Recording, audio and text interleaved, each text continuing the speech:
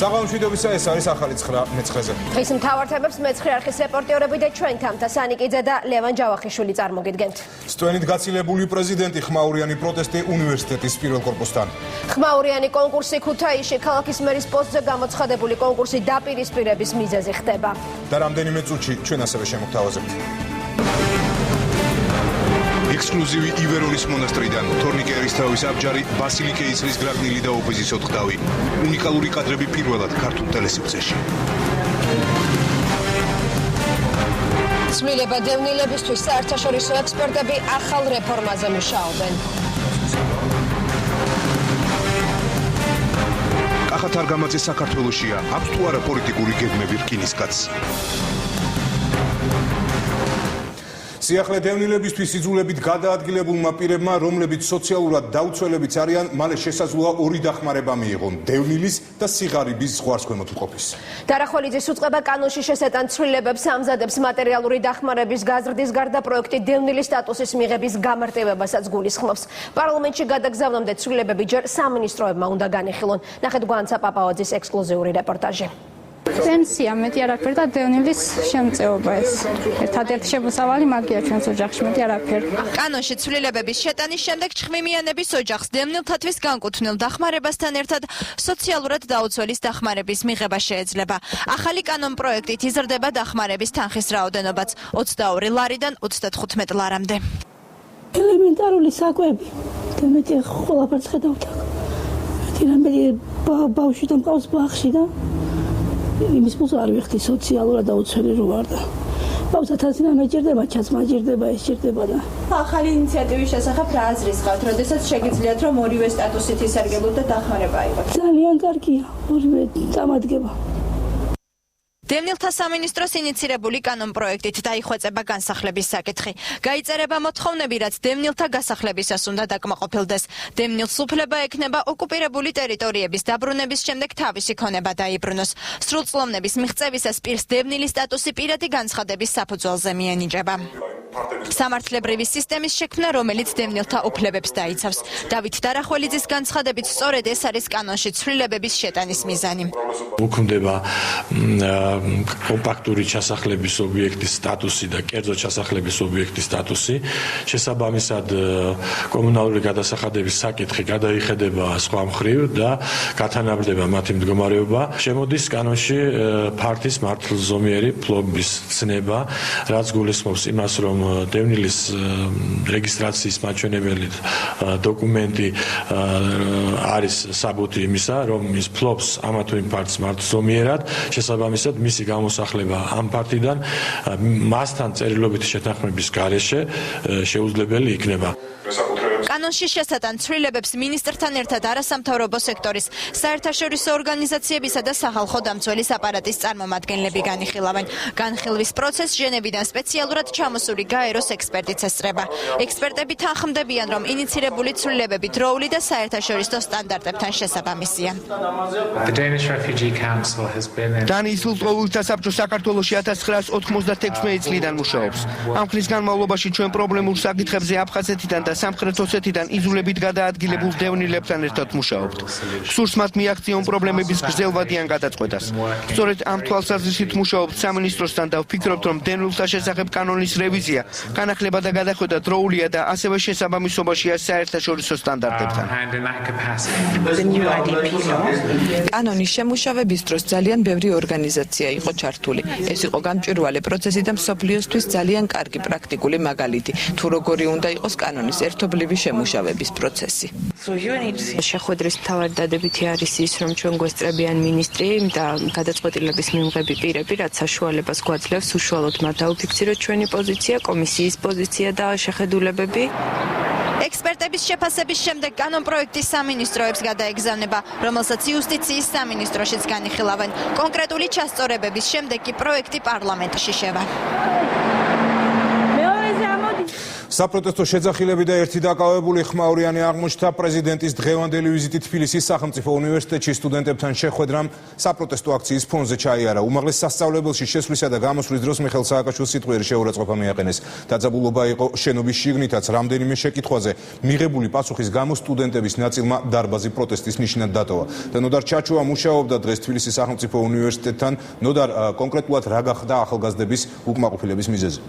დღეს მთელი დღის განმავლობაში ჩვენი გადამღები რამდენიმე კამერას სწორედ პრეზიდენტის სტუდენტებთან შეხვედრას აშუქებდა, თუმცა ჩვენს არც ერთ კამერას ისევე როგორც მედიის არც ერთ წარმომადგენელს არ ჰქონდა იმის შესაძლებლობა თავად ამ შეხვედრის დეტალები გაეშუქებინა. ჩვენ მხოლოდ შეგვიძლია ვისაუბროთ თავად ამ შეხვედრის შესახებ იმ მონაყოლიდან, რომელსაც თავად სტუდენტები ყვებოდნენ. როგორც ისინი აცხადებდნენ, ჯერ ერთი ნაწილი, რომლებმაც დატოვეს პრეზიდენტთან შეხვედრა, შემდეგ უკვე სტუდენტების მეორე ნაწილი, რომლებიც ბოლომდე დარჩნენ, ისინი აცხადებდნენ, რომ მხოლოდ და მხოლოდ პრეზიდენტის სიტყვით გამოსვლა მოისმინეს, იყო მხოლოდ რამდენიმე შეკითხვა, რომელიც სტუდენტებმა დასვეს, ხოლო ძირითადი შეკითხვები იყო წინასწარ შეთანხმებული, რომელზეც პრეზიდენტს პასუხები უკვე კარგად ჰქონდა მომზადებული და ეს თემები იყო საქართველოს ნატოში ინტეგრაცია, ასევე ლაზიკის საკითხი და ასევე რუსეთი, როგორც საქართველოს მტერი.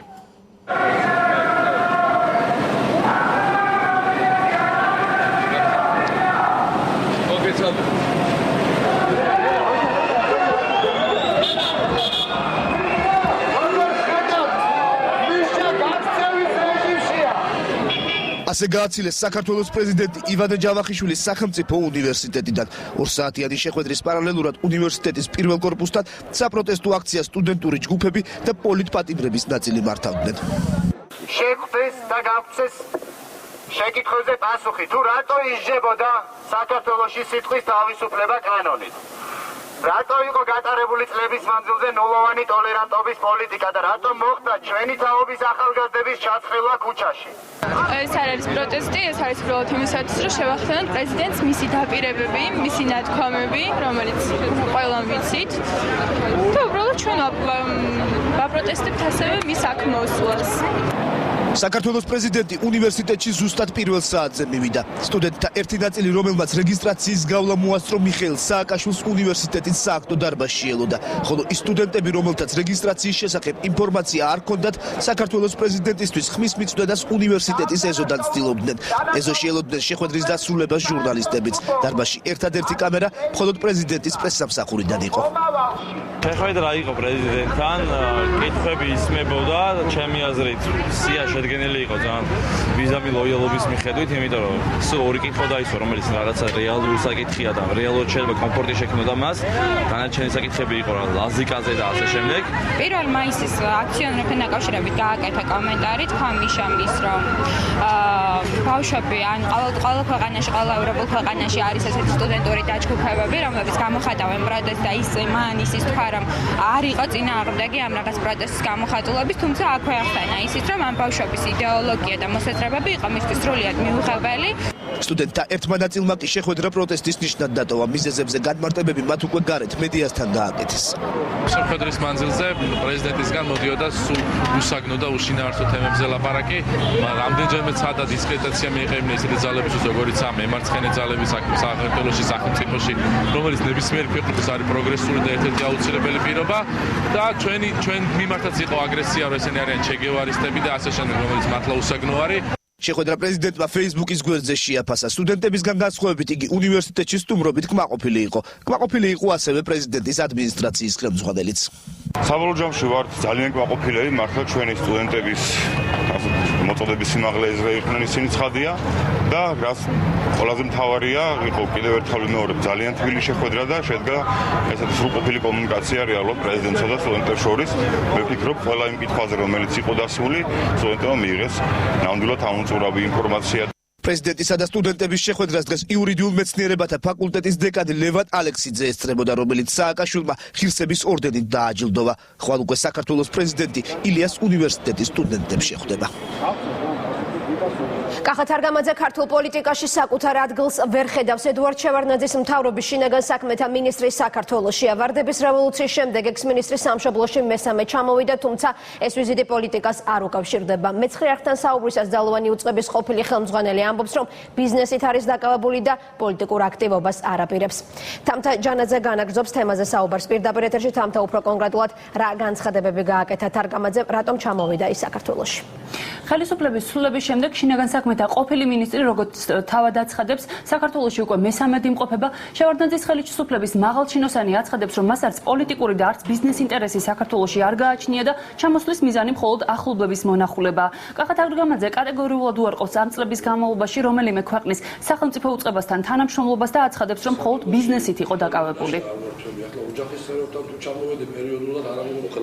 პოლიტიკაში საერთოდ არ ვაპირებ, არ ვფიქრობ და არც ჩემს ადგილს ვერ ვხედავ სიმართლე რო გითხრათ დღევანდელ პოლიტიკაში და არც მაინტერესებს ეს საკითხი.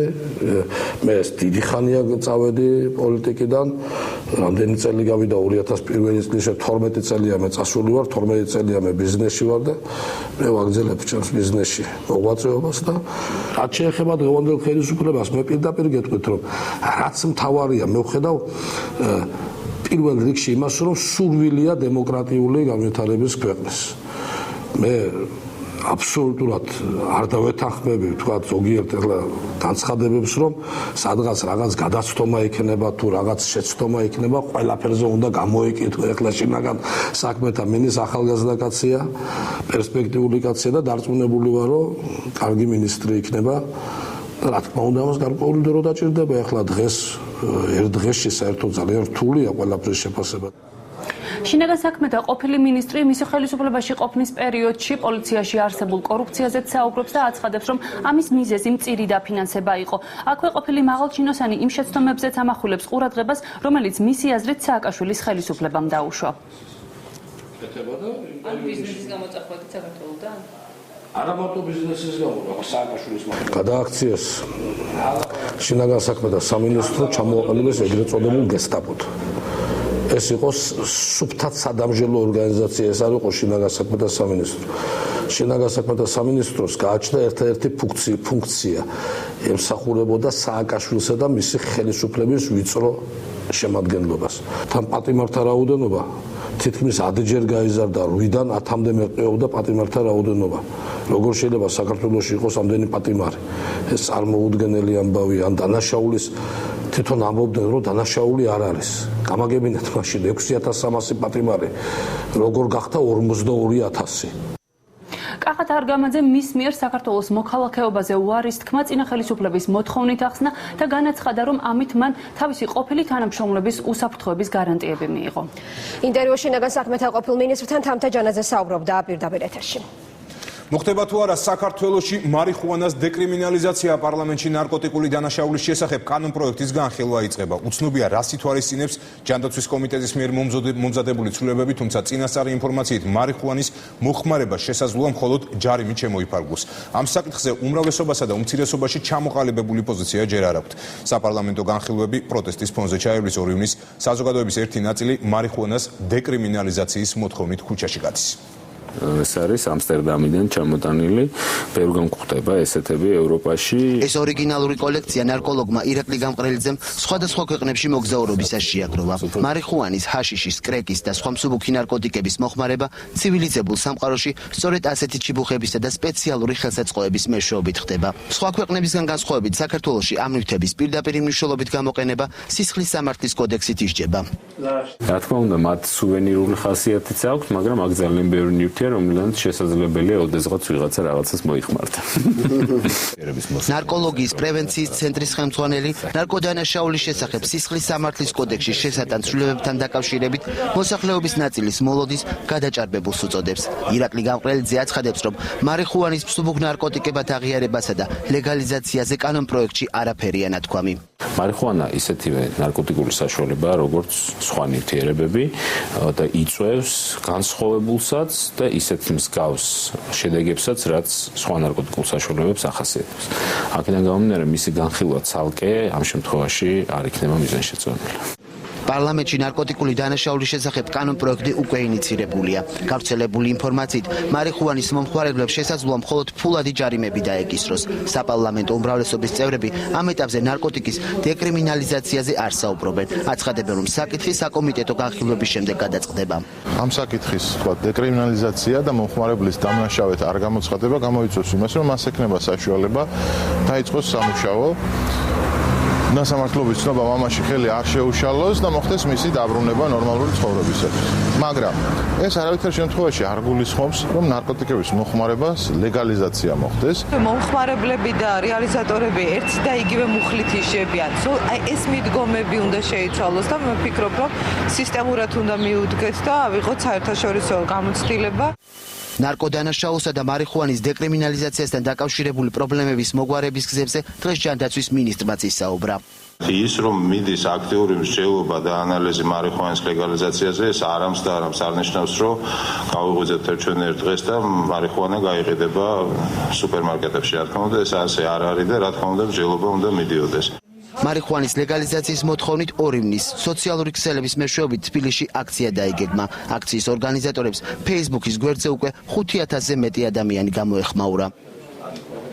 და ჩვენ ისევ დაუბრუნდებით დღევანდელ ხმაურიან შეხვედრას თბილისის სახელმწიფო უნივერსიტეტში ცოტა ხნის წინ მეცხრე არხს ექსკლუზიური ვიდეო მასალა მიაწოდეს. ეს არის სტუდენტების მიერ გადაღებული კადრები, სადაც ჩანს როგორ სტოვებს სტუდენტთა ერთი ნაწილი მიხეილ სააკაშვილთან მიმდინარე შეხვედრას. ჩვენ ახლა შეგვიძლია ეს კადრები ახლა პირდაპირ ეთერში შემოგთავაზოთ. ჩვენ სტუდენტებს გვინდა სხვანაირი უნივერსიტეტი და თქვენ რაც არ უნდა სამწუხარო იყოს ამ პროცესებში მონაწილეობას ვეღარ მიიღებთ, იმიტომ რომ უნივერსიტეტში წყვეტენ პროფესორები და სტუდენტები.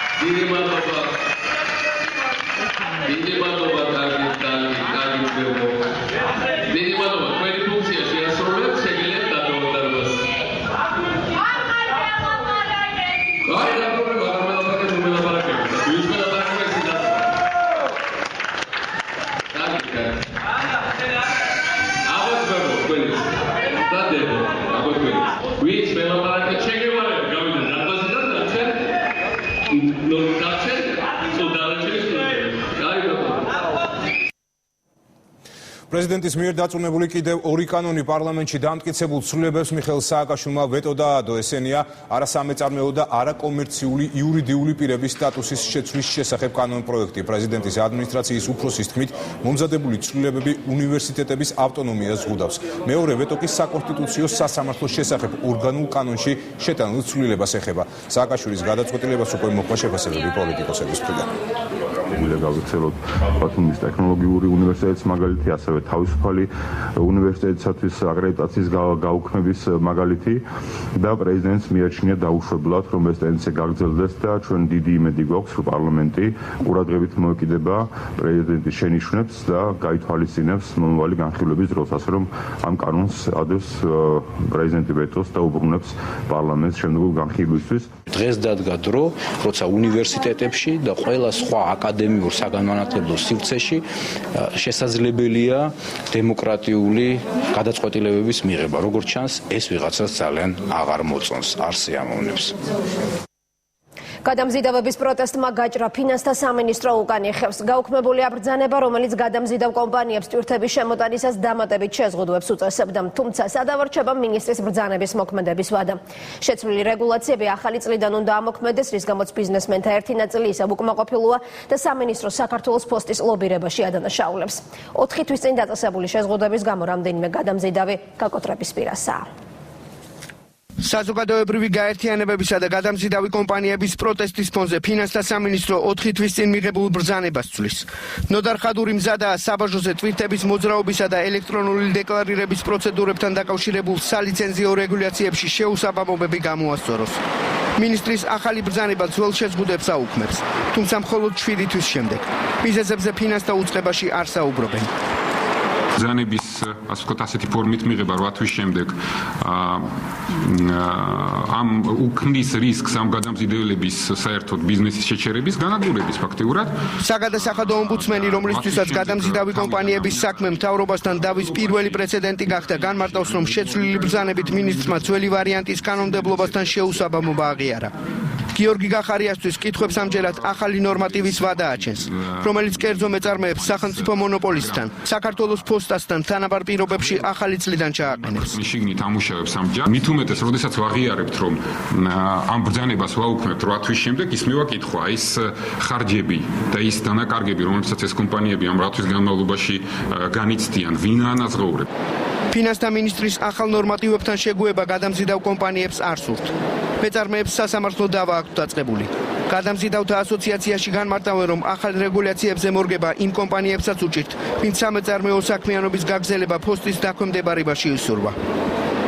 არა მარტო სიტყვიერი, არამედ სამართლებრივი პროტესტიც იზრდება და ჩვენ პროფესიონალურად უდგებით ამ საკითხებს. ამის შემდეგ ფოსტა ამცირებს იმ თავის კაბალურ მოთხოვნილებებს ხოლმე პერმანენტულად, მაგრამ იმის გარანტია, რომ ფოსტა დატოვებს ამ შემცირებულ მოთხოვნებს თამაში, როდესაც ასე ვთქვათ, იმ კომპანიებს განდევნის ბოლომდე ბაზრიდან არ არსებობს. ფოსტას უწევენ ლობირებას, ეს არაერთხელ განაცხადეს თვითონ წარმომადგენლებმა. ჩვენ მონოპოლიას კი არ გვქნის, მაგრამ ლობირებთ თორემ. თქვა ეს ფინანსთა მინისტრის მოადგილემ ბევრჯერ თქვა, ბევრჯერ.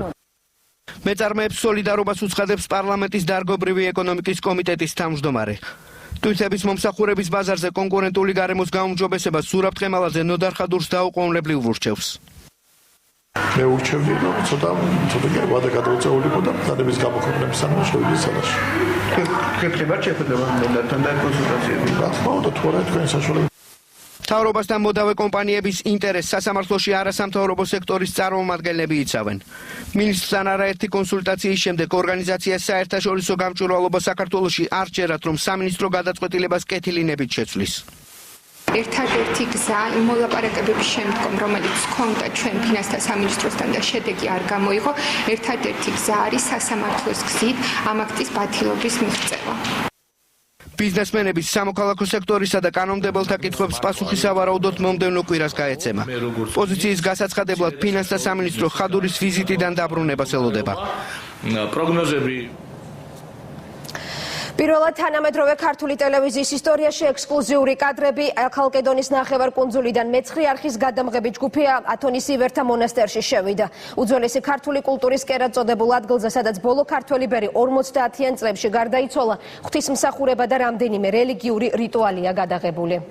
რამდენიმე წუთში თქვენ ნახავთ უნიკალური პროცესის ღვთისმშობლის სასწაულმოქმედი ხატის გამობრძანების სამსახველი ვიდეო მასალაც მინდა მიწაზე ყოფნის დროს ჩვენმა ჟურნალისტებმა ისტორიული წიგნსაცავის დათვალიერებაც მოახერხეს თორნიკერის თავის აბჯარი ოპიზის 4-თავი მე-17 საუკუნეში ქართველების მიერ შესრულებული გარდამოხსნა. ეს არასრული ჩამონათვალია იმ სიძველეებისა, რომლებსაც ივერონის მონასტერი ინახავს. მეცხრე არხის გადამღებმა ჯგუფმა ათონურ ბერებთან ერთად 4 დღე გაატარა.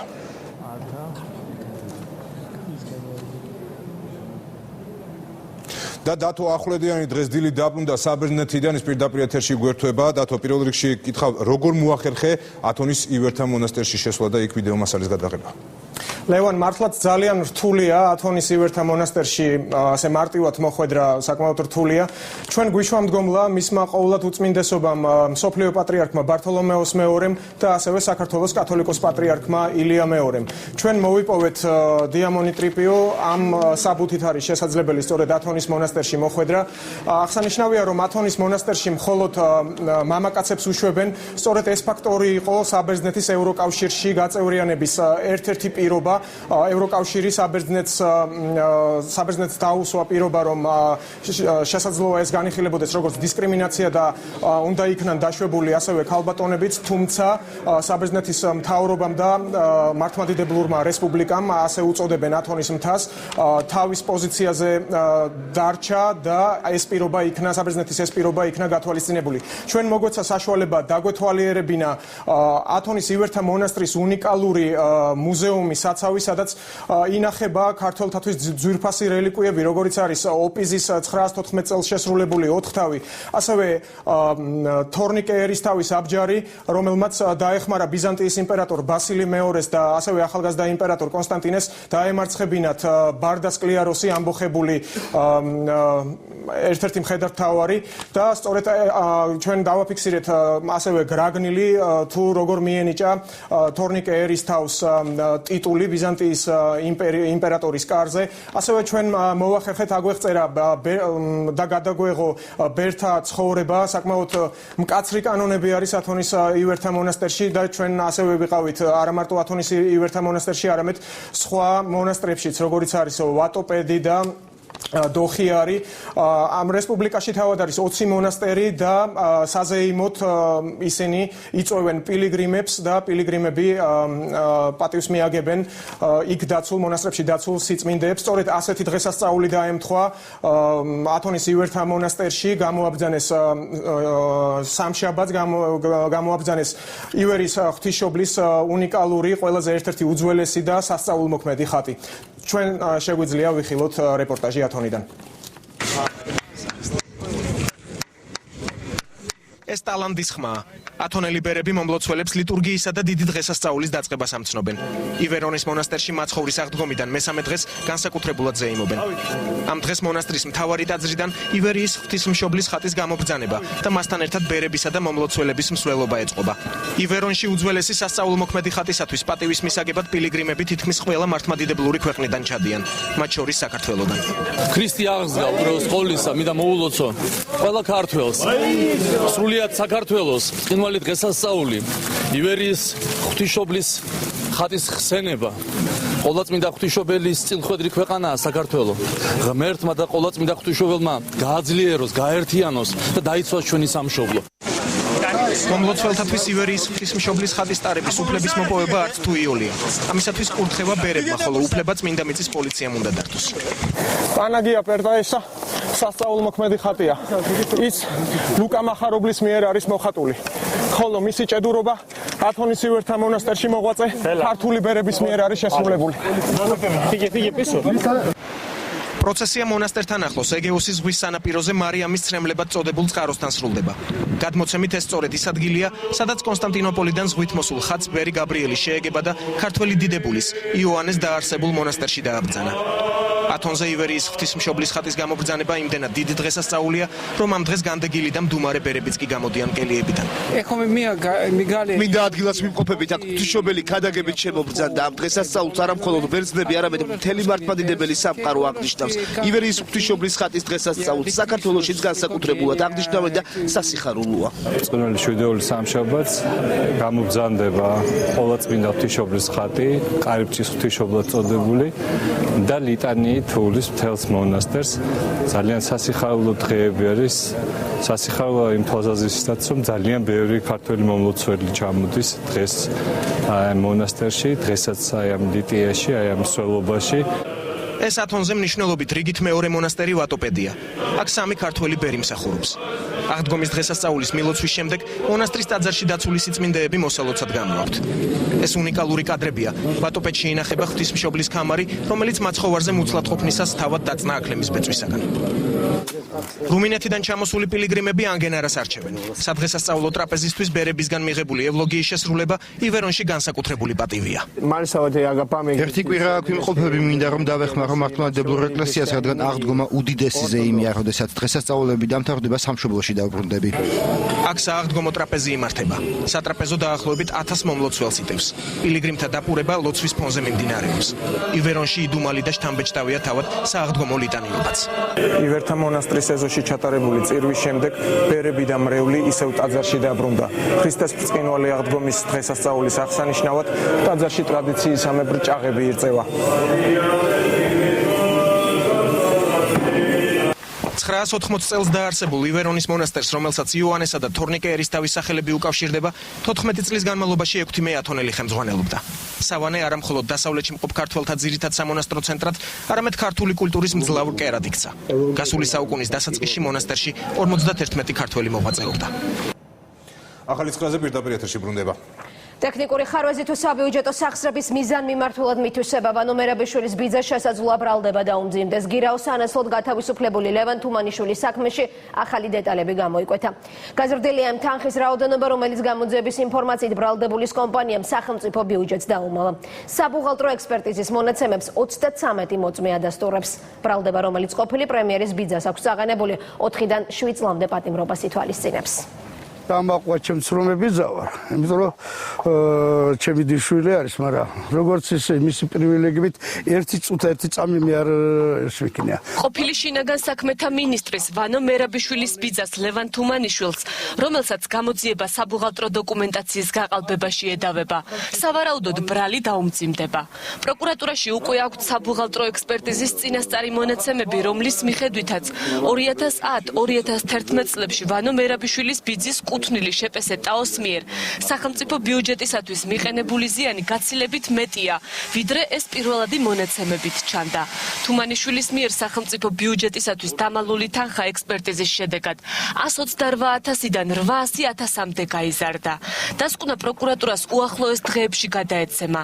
მერაბიშვილის ბიძა ამჟამად 50.000 ლარიანი გირაოთია გათავისუფლებული. დღეისათვის ექსპერტიზა სრულდება, უკვე ფაქტობრივად დასრულებულია და მე შემიძლია გითხრათ, რომ ზიანი გაიზარდა, ბუნებრივია და შეადგენს 800.000 არს. ექსპერტიზის დასკვნის მიღებისთანავე გამოძიება თუმანიშვილის მიერ ბრალს დააზუსტებს. სქემის მიხედვით ვანო მერაბიშვილის ბიძის კუთვნილი კომპანია ტაო ადიგენის რაიონში 2010-2011 წლებში მოსახლეობისათვის გამოყოფილი ტყეკაფებიდან ხე-ტყეს უკანონოდ ჭრიდა. მოჭრილი მასალა ტაოს სახერხ ქარხანაში მიჰქონდა. დოკუმენტებში კი უთითებდა თითქოს ხე-ტყის მასალას სხვადასხვა ფიზიკური პირების გაყიდულობდა. შესაბამისად კომპანიის ხარჯს ზრდიდა და ბიუჯეტს ფულს უმალავდა. გაყალბებულ დოკუმენტებში არ არის იმ პირთა ხელმოწერები, ვისგანაც თითქოს კომპანიამ ხის მასალა იყიდა. გამოძიებას 33 მოწმის ჩვენება აქვს, რომლებიც ადასტურებენ, რომ ხე-ტყე ტაოსათვის არ მიუყიდიათ. ის, რომ საბუღალტრო დოკუმენტები არასწორად ივსებოდა, აღიარებს შეპესე ტაოს ბუღალტერიც. თენგიზ ფარცახაშვილს ბრალი შესყიდვის დოკუმენტების გაყალბებაში დახმარებისთვის ედება და 10.000 ლარიანი გირაო აქვს შეფარდებული. დარღვევები კი ბატონო შეიძლება იყო, მაგრამ ეს არის ეკონომიკური გადაცდომა და არა დანაშაული. მე რევიზორებიც იყვნენ, აუდიტორებიც იყვნენ, კარგად განმარტეს, ეს ამაზე პასუხისმგება არ არის. შეიძლება არ ვიცოდი, კანონი ან კოდექსი არ ვიცოდი, რაღაც შევშალო, მაგრამ ეს მითვისება და ის გაფრანგვა და ის არ იყოფილა საქმე არაფერი წამიღია. ახლა თუ კი რაღაცა კიდე გამიგაცებია, უფროსი მყავდა და მფლობელი იყო კომპანიის და იმის დავალების და იმის ვაგაცებდი. ლევან თუმანიშვილი ნაწილობრივ აღიარებს, რომ საბუღალტრო დოკუმენტაციას არასწორად ავსებდნენ, თუმცა ბიუჯეტისათვის თანხის დამალვის მიზანს გამორიცხავს. დოკუმენტების არასწორად შევსებას ტექნიკურ ხარვეს უკავშირებს და მზად არის ამით გამოწვეული ზიანი სახელმწიფო საუნაზღაუროს. არ არის გამორიცხული თუმანიშვილმა გამოძიებას აღიარებითი ჩვენება მისცეს და საპროცესო შეთანხმება გააფორმოს. თუმანიშვილი აპირებს, რომ გადაიხადოს ძირი თანხა და არა ჯარიმა საროები, რაც მის პასუხისმგებლობის დამძიმებას გამორიცხავს ახალი ნორმით, სისხლისამართლებრივი ნორმით და ამის შემდეგ ის არ არიდებს რა ჯიუტად გადახდას თავს, ის იდავებს ადმინისტრაციული წესით და შეიძლება რომ მივიდეთ იმ რეალურ თანხამდე, რაც მიაყენა, თქვა ზიანი თუ ასეთი არის საბუღალტრო წესების რაიმე ისეთი ნიუანსების დარღვევის გამო. ლევან თუმანიშვილმა სატელევიზიო კომენტარზე უარი განაცხადა. მისი მეუღლე კი სისხლის სამართლებრივი დევნით გამოწვეულ ზიანზე საუბრობს. თავის ცხოვრებაში უშრომელად არ ყოფილა 13 წელიწადი რაიკავშირში იმუშავა. ასე რომ კომუნისტების დროს უფრო დაფასება უახლოეს პერიოდში პროკურატურა აბას თუმანში კურცხანის ტყის შემოწმებას გეგმავს, სადაც შეპესე ტაოს ტყით სარგებლობის ლიცენზია აქვს. დარღვევის აღმოჩენის შემთხვევაში თუმანიშვილს სისხლის სამართლებრივ პასუხისმგებლობას ვერ დააკისრებენ, ვინაიდან მუხლი ამნისტირებულია. თუმცა ზიანის დადგენის შემთხვევაში შესაძლოა მას ჯარიმის გადახდა, ხე-ტყის უკანონო ჭრისთვისაც დაეკისროს. ლევან თუმანიშვილის და თენგიზ ფარცახაშვილის სასამართლო პროცესი ახალციხის რაიონულ სასამართლოში 1 ივლისს დაიწყება. კონტრაბანდული ტვირთის სომხეთ საქართველოს საზღვარზე სამართალდამცავებმა არადეკლარირებული ოქროს ნივთები ამოიღეს. დაკავებულია სომხეთის 2 მოქალაქე, რომლებიც შინაგან საქმეთა სამინისტროს თანამშრომლებმა საბაჟო წესების დარღვევის გამო აიყვანეს. დაკავებულებს სომხეთის რესპუბლიკიდან საქართველოში ნინოწმინდის რაიონის სასაზღვრო გამშვები პუნქტის გავლით არადეკლარირებული ძვირფასი ლითონის შეტანა ედებათ ბრალად.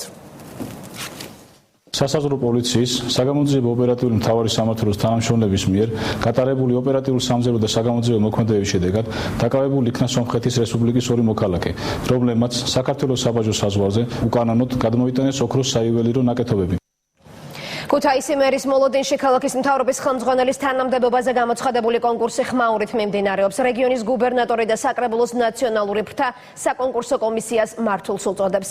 ქუთაისის მთავრობის მეთაურის პოსტი ერთი თვეა ვაკანტურია. ბოლო მერს ბესიკ ბრეგაძეს ყოფილმა თანაგუნდელებმა იმპიჩმენტი მოუწყვეს. ქუთაისის მერის ვაკანტურ თანამდებობაზე კონკურსი 2 მაისს გამოცხადდა. ამ დროისთვის მერობის სურვილი 47-მა კანდიდატმა გამოთქვა. ქალაქის მერის ასარჩევად კონკურსის წესს მერიაში შექმნილი საკონკურსო საატესტაციო კომისია განსაზღვრავს, რომელსაც ქუთაისის საკრებულოს თავმჯდომარე თამაზ მარგველაშვილი ხელმძღვანელობს. ამ გამოცხადებულ კონკურსში მითითებული არის თუ რა კრიტერიუმებს და რა პირობებს უნდა აკმაყოფილებდეს მერის თანამდებობის სურველი. იმერეთის გუბერნატორი ვახტანგ ბალავაძე კომისიას მართულს უწოდებს და უნდობლობას უცხადებს. კომისიასთან პრეტენზიები აქვს ფრაქცია ნაციონალური მოძრაობის წარმომადგენლებსაც. ეს კომისია არის დაკომპლექტებული ვიწრო პარტიული ნიშნით. შესაბამისად ჩვენ არანაირი სურვილი არ აქვს, რომ ამაში მივიღოთ მონაწილეობა. ამ კონკურს სამართლიანობასთან საერთოდ კავშირი არ აქვს. ეს არის ჩვეულებრივი რეპრესიული მანქანა. მერის არჩევასთან ერთად, უпроსორად ფაქტიურად დანიშვნასთან ერთად, აქ არის ერთი მიზეზი, რომ უნდა გაათავისუფლონ მერიდან ის ხალხი, რომლებმაც მონაწილეობა მიიღეს 19 აპრილის აქციაზე. უმცირესობის წარმომადგენელთა პრეტენზია და შენიშვნები მიუღებელია ქართული ოცნება დემოკრატების თავმჯდომარისთვის. მამუკა მხდელაძის განცხადებით, მერის არჩევის პროცესი დემოკრატიულად მიმდინარეობს. ნაციონალები არის ერთადერთი ძალა, ერთ-ერთი არა ერთადერთი ძალა, რომელსაც უბრალოდ არ აქვს მორალური უფლება მერთან დაკავშირებით, მერის შერჩევასთან დაკავშირებით გააკეთოს რაიმე განცხადება ან რამე კომისიას გამოუცხადოს უნდობლობა, იმიტომ რომ სწორედ ნაციონალებმა შემოგთავაზეს ერთი კანდიდატურა და სწორედ ის პიროვნება უკლება, რომელმაც ახლა მაგაზე კომენტარი გააკეთა, იყო ადამიანი, რომელიც სკამის ქნევით იწავდა იმ ერთ კანდიდატურას. საკონკურსო საატესტაციო კომისიაში მერობის კანდიდატების განცხადებები სხვადასხვა მუნიციპალიტეტებიდან შევიდა. კანდიდატის შერჩევის პროცესს არასამთავრობო სექტორის წარმომადგენლებიც აკვირდებიან. კომისიის მუშაობაში ღებულობ მონაწილეობას, როგორც არასამთავრობო ორგანიზაცია. ამის საკმაო გამოცდილებაც მაქვს. ფაქტურად რანაირი პრიორიტეტი რაც კომისიის წევრს მათ შორის თავმჯდომარეს არ აქვს, ერთი ხმის უფლება აქვს ყველას, ერთნაირი შეფასების უფლება აქვს ყველას. მერობის კანდიდატთა განცხადებების მიღება 15 მაისს დასრულდება. ქუთაისის ახალი მერის ვინაობა სავარაუდოდ თვის ბოლოს გახდება ცნობილი. მოშლილი ინფრასტრუქტურა და მუდმივი საფრთხის ქვეშ მყოფი მცირეწლოვანი ბავშვები სოფელ აკურის საბავშვო ბაღის სასწრაფო რეაბილიტაციას საჭიროებს. სკოლამდელი აღზრდის დაწესებულების პირველი სართული მთლიანად განადგურებულია. დაზიანებული სახურავის გამო კი წვიმის დროს წყალის საძინებელ და სასადილო ოთახებში ჩადის. შენობის ავარიულ მდგომარეობაზე საუბრობენ მშობლებიც. თელავის რაიონის მუნიციპალიტეტი პრობლემის წლის ბოლომდე მოგვარების პირობას დებს. დაზიანებული საძირკველი და ჭერი, მოუწესრიგებელი საკანალიზაციო და წყლის სისტემა. თითქმის 10 წელია სოფელ აკურაში 60-მდე მცირეწლოვან სკოლამდელი აღზრდა უკიდურესად ავარიულ შენობაში უწევს. საბავშვო ბაღი 2 სართულიან შენობაში გასული საუკუნის 70-იან წლებში განთავსდა. იმის გამო, რომ აქ სარეაბილიტაციო სამუშაოები არასდროს ჩატარებულა, შენობის პირველი სართული მთლიანად განადგურებულია.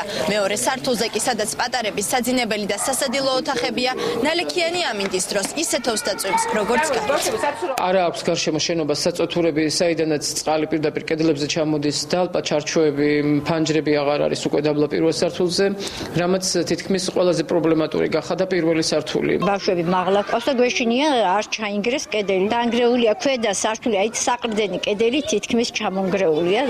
წლების განმავლობაში საბავშვო ბაღში ინვენტარი და სათამაშოები არ განახლებულა. მოუწესრიგებელია ეზოთ, სადაც საბავშვო ატრაქციონები დაჟანგებულია. მოსახლეობის თქმით, შენობა იმდენად ავარიულია, რომ ქარის და თოვლის დროს პატარების ბაღში დატოვების ეშინიათ. ბავშვებს არა აქვთ ოთახები, არა აქვთ დარბაზი სათამაშო, საძირკველი სულ გამოსაცვლელი და სულ შესაკეთებელია მთლიანად. ბევრჯერ ბავშვი ბაღში ვერ მოგვიყვანია შეშინებულებს, რადგან წყალი ჩამოსდით საწოლ ლოგინებზე, უსველდებათ ლოგინი. ადგილობრივ ხელისუფლებაში განმარტავენ, რომ სოფელ ლაკურის საბავშვო ბაღის პრობლემების მოგვარება მიმდინარე წელს იგეგმება. თელავის მუნიციპალიტეტის ინფრასტრუქტურის სამსახურის უფროსის განცხადებით, სოფლის დახმარების პროგრამით გათვალისწინებული 40,000 ლარი ბაღის შენობის რეაბილიტაციას მოხმარდება. 40,000 ლარი საბავშვო ბაღის ნაწილობრივი რეაბილიტაცია. რასაც ეყოფა ეს თანხა. ეს იქნება კომუნიკაციების გაკეთება, ალბათ რასაც თვითონ გადაწყვეტენ და შიდა რემონტები და სახურავი ნაწილობრივი.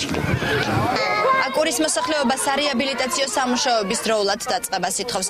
ადგილობრივები შიშობენ, რომ უკიდურესად ამორტიზირებული შენობა შესაძლოა ნებისმიერ დროს ჩამოინგრეს. ხობის რაიონის სოფელ 1 მაისში პატრიარქმა სამონასტრო კომპლექსი გახსნა. მარიამის ტაძრად მიყვანების სახელობის მონასტერი 3 ტაძარს აერთიანებს. კომპლექსს ასევე აქვს საპატრიარქოს რეზიდენცია და საგანმანათლებლო ცენტრი. უწმინდესის მიერ ტაძრის კურთხევის ცერემონიას პარლამენტის თავმჯდომარე, ასევე მთავრობის წევრები და უმრავლესობის ლიდერები დაესწრნენ.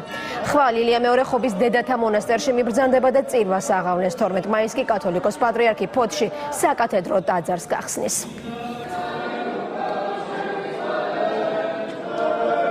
7 წელია ვაშენებთ ამ ტაძარს. მეუფე გრიგოლის კურთხევით 2006 წელს იკურთხა საძირკველი.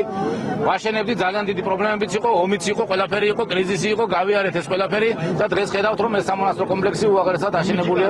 დღეს მებედნიერი ვარ, რომ ვიმყოფები თქვენთან.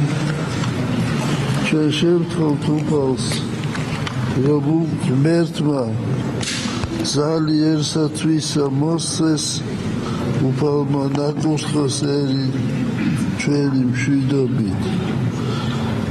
ჩვენ შევთხოვთ უფალს, რომ მშვიდობას უფევდეს საქართველოში და მთლიანობა. მთლიანობაში ძალა ჩვენი. ჩვენ უნდა გვახსოვდეს, რომ ეშმაკი ჰყოფს და ღმერთი აერთიანებს.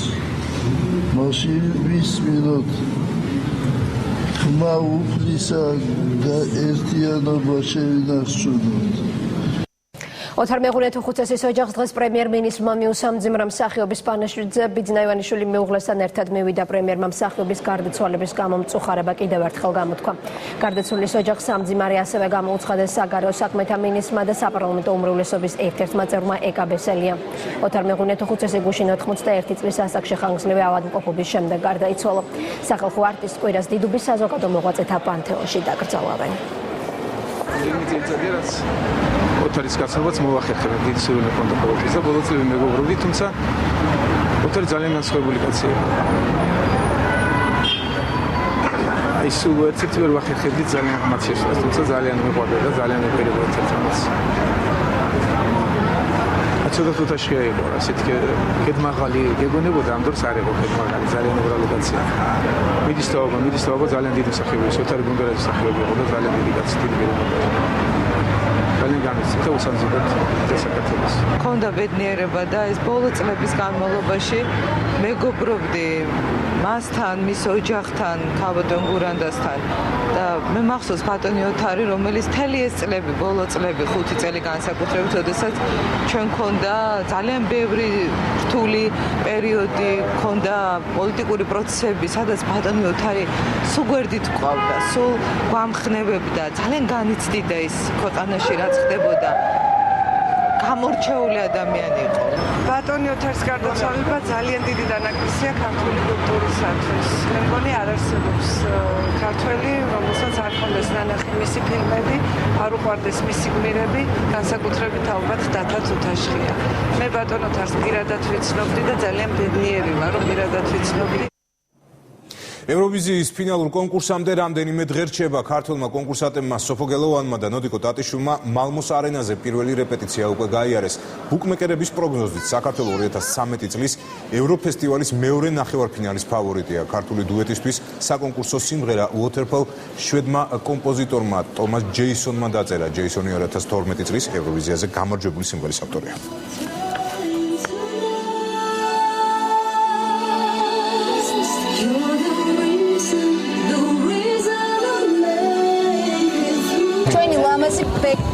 ვოკალისტები ძალიან კარგი გოგოები არიან. ასე რომ დღეს გვაქვს პირველი რეპეტიცია თეატრში. დღეს რეპეტიცია ერთად პირველად გავიარეთ და კმაყოფილი ვარ. ნამდვილად კარგი დუეტია და არაჩვეულებრივად მღერიან. მინდა წარმატებული იყოს ჩვენი გამოსვლა. ევროვიზიას დაესწრება 15,000-მდე მაყურებელი, აქ ყველაფერი მზად არის იმისთვის, რომ ქართულმა დუეტმა გაიაროს პირველი რეპეტიცია. გამოშვების ბოლოს მსოფლიოს წამყვანი საბალეტო დასების ქორეოგრაფი საქართველოში იორმაელო თბილისში საბალეტო სპექტაკლის დადგმას აპირებს. წარმოდგენაში ქართული მოცეკვავეები მიიღებენ მონაწილეობას. ფინელი ბალეტმეისტერი უკვე შეხვდა ოპერისა და ბალეტის თეატრის და სპექტაკლი პირველი ნათება თბილისში ივნისის ბოლოს უნდა დაიდგას.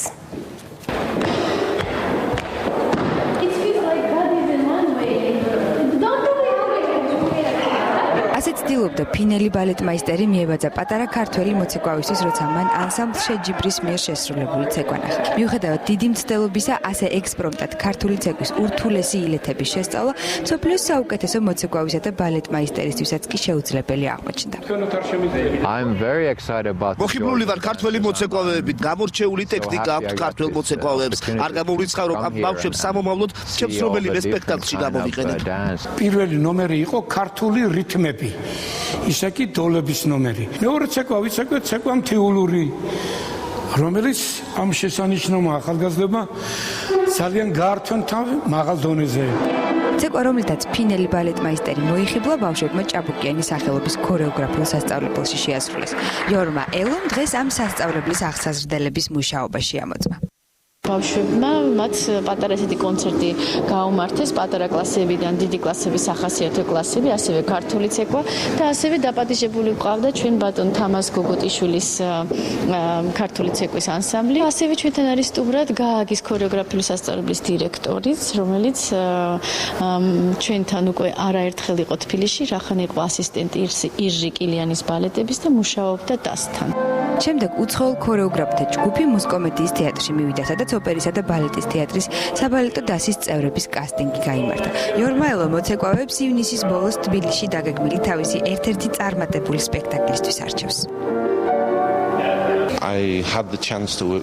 რამდენიმე წლის წინ მქონდა შესაძლებლობა ელოსთან მეცეკვა და ვიცი ეს რამხელა სიამოვნებაა. თუ ამჯერად არჩევას ჩემზე გააკეთებს, ძალიან ბედნიერი ვიქნები. მოცეკვავეების შერჩევაში მონაწილეობს ნენსი ოვერინგიც, რომელიც ელოსგან განსხვავებით თბილისს კარგად იცნობს. საქართველოში პირველად 2008 წელს ჩამოვედი. მაშინ მოცეკვავეებთან ბევრი ვიმუშავე. შედეგიც წარმატებული აღმოჩნდა, მაგრამ ყველაზე მეტად ის მიხარია, რომ ეს მოცეკვავეები ახლა უკვე გამოცდილები და საგრძნობლად გაზრდილები არიან. საერთოდ ქართულ მოცეკვავეებს განსაკუთრებული ტემპერამენტი აქვთ, რომელიც არასდროს იმალება. მუსიკალობა, კარგი ტექნიკა, შრომა, გახსნილობა და მაყურებელთან უშუალო კონტაქტი. ეს არის ის ფორმულა, რასაც ფინელი ბალეტმაისტერი აუცილებლად მიიჩნევს იმისთვის, რომ მოცეკვავემ წარმატებას მიაღწიოს. რაც შეეხება მოცეკვავეების არჩევას, ჯერ კიდევ არ შევჯერებულ ვართ გადაწყვეტილების მიღების პროცესში ვართ. ჩვენ უნდა შევარჩიოთ 6 მოცეკვავე, 3 გოგონა და 3 ვაჟი. ალბათ ხვალინდელი სპექტაკლი იქნება გადამწყვეტი. სიამოვნებით დავეცრები ამ სპექტაკლს და საბოლოო არჩევანსაც იქ გავაკეთებ. ივნისის ბოლოს ჩვენ უკვე ქართული საბალეტო დასის წამყვანი მოცეკვავეების მიერ შესრულებულ თანამედროვე ბალეტს ვიხილავთ. ხვალ კი მაესტრო არჩევანს გრიბოედოვის თეატრში გააკეთებს. 19 საათზე სპექტაკლი ციმბირიდან მოსკოვამდე დაიდგმება, რომელშიც დასი სრული შემადგენლობით მონაწილეობს. ახალი 9-ზე ამი დასრულებულია, ჩვენ ორ შაბათამდე დაგემშვიდობებით. მადლობთ რომ გვიყურებთ.